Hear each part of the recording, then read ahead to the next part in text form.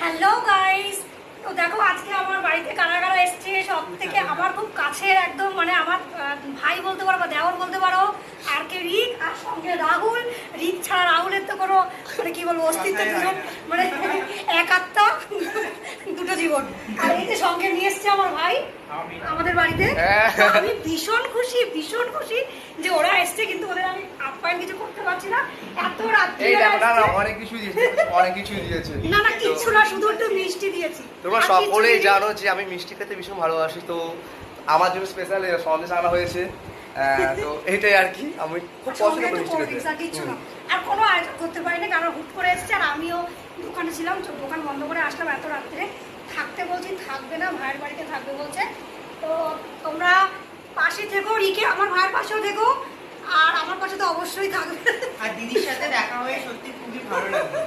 এবার আমি কিছু বলি তো প্রথমত এটাই বলবো আমার ফলোয়ার্সদের, তো এটা আমার দিদিভাই হয়, তো সবাই ফলো করে দিও যারা আমাকে ভালোবাসো। মানে দিদি পেজ মানে আমার পেজ, তোমরা কন্টিনিউ দিদি পেজটাতে আমাকে দেখতে পাবে।